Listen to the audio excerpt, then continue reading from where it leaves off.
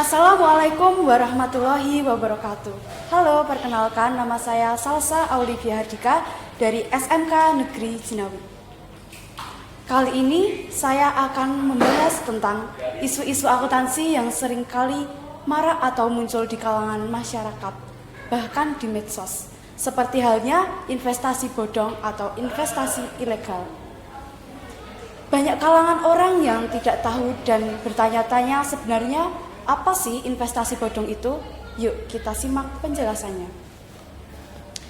Investasi bodong adalah investasi di mana korban akan diminta sejumlah uang untuk menanamkan modal dalam produk atau bisnis yang sesungguhnya tidak pernah ada. Nah, teruntuk kita semua, bahkan masyarakat di luaran sana ingin berinvestasi harus paham dengan ciri-ciri investasi yang benar.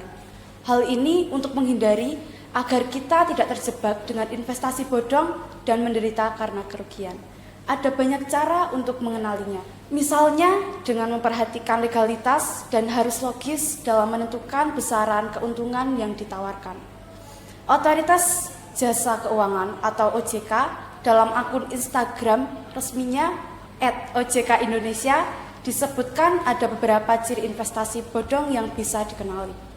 Misalnya, investasi bodong ini menawarkan atau menjanjikan keuntungan besar dalam waktu yang singkat.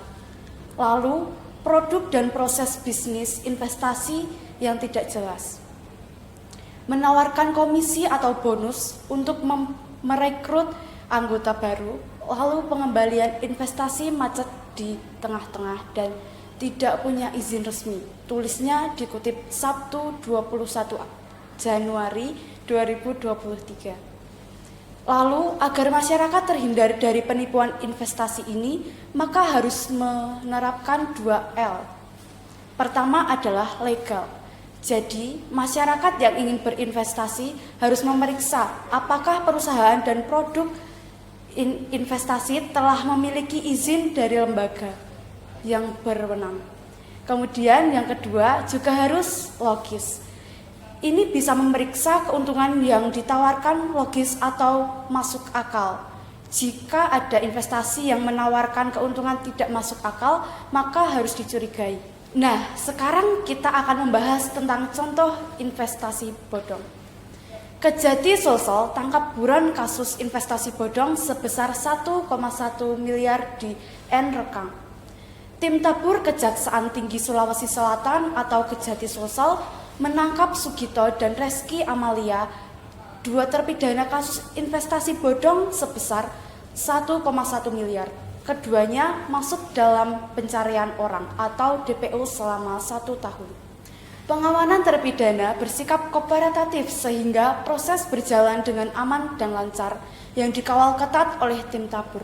Kata Kasih Penkum Kejati Sulsel Sutami dalam keterangan tertulisnya Kamis 26 Januari 2023. Sutarmi mengatakan keduanya ditangkap di Kabupaten Nrekang Rabu 25 Januari sekitar pukul 4 waktu Indonesia Tengah. Keduanya dibawa ke rumah tahanan atau rutan Makassar dan lapas perempuan kelas 2A. Terpidana Sugito dibawa ke rutan kelas 1 Makassar, sedangkan terpidana Reski Amalia dibawa menuju Bolangi lapas perempuan kelas 2A Sungguh Minasa terang Sutarmi. Sutarmi mengatakan terpidana Sugito dan Reski Amalia dipanggil untuk menjalani sidang putusan sejak tahun 2021.